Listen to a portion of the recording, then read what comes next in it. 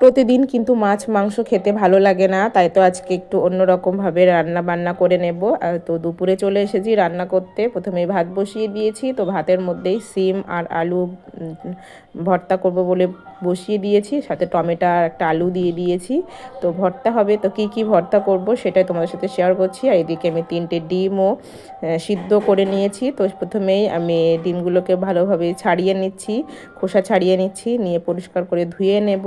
তারপরে আমার ভাতটা হয়ে গেছে। এদিকে আমি সিম, টমেটো, আলু সব বার করে নিয়েছি, সেটাই আমি এখন ভর্তা করব। তো প্রথমেই আমি টমেটো আর আলু ভর্তা করব। তার জন্য আমি একটু লবণ, কাঁচা লঙ্কা, একটু পেঁয়াজ ভালোভাবে মেখে নেব, আর একটু তেল দিয়ে তারপরে আমি আলু আর এই টমেটোটা সুন্দর করে ভর্তা করে নেব।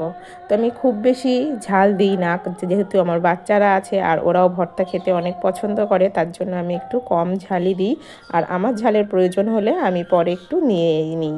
তো এই যে আমার টমেটো আলু ভর্তাটা করা হয়ে গেছে। এবার আমি সিম আর আলু একসঙ্গে ভর্তা করব। সিম শুধু ভর্তা করলে যেন কেমন হয়, আমার কাছে একটু সিদ্ধ আলু দিয়ে ভর্তা করলেই যেন বেশি ভালো লাগে। তাই তো আমি সব সময় সিম ভর্তা করলে অল্প একটু আলু দিয়েই ভর্তা করি, তাতে যেন একটু সুন্দর হয়। আর তো এইভাবেই আমি সিম আর আলু ভর্তা করে নিলাম। এই যে আমার সিম আলু ভর্তা হয়ে গেছে। তো এবার আমি প্লেটে তুলে নিচ্ছি। তো সবসময় মাছ মাংস খেতে ভালো লাগে না, তখন একটু ভর্তা ভালো লাগে খেতে। তাই তো এবার আমি আজকে একটা ডিমও ভর্তা করে নেব।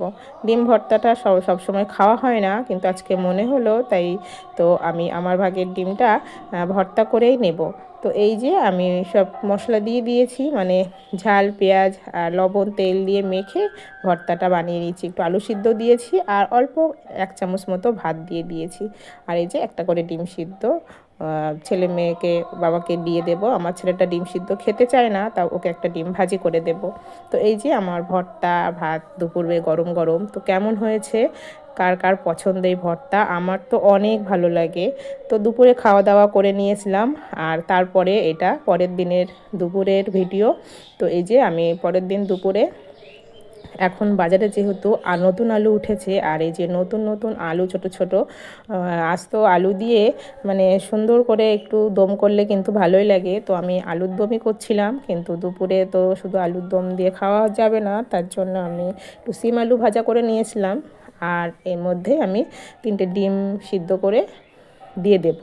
তো এই যে আমার ডিম সিদ্ধ করে রেখেছিলাম, আর এই যে আমি আলুর দম করে নিয়েছি, নিয়ে এর মধ্যে আমি ডিম দিয়ে দিয়েছি। তো আমার প্রথমে ভালো করে সব মশলা দিয়ে কষিয়ে নিয়েছি, নেওয়ার পরে ডিমগুলো দিয়ে দিয়েছি, তারপরে একটু তেল পেঁয়াজ বেরেস্তা করেও দিয়ে দিলাম। তো এই যে কেমন হয়েছে আমার রান্না, তো কেমন হয়েছে আমার সারাদিনের ভিডিওটি, যদি ভালো লাগে তো সবাই আমাকে সাপোর্ট করো। সবাই ভালো থেকো, সুস্থ থেকো।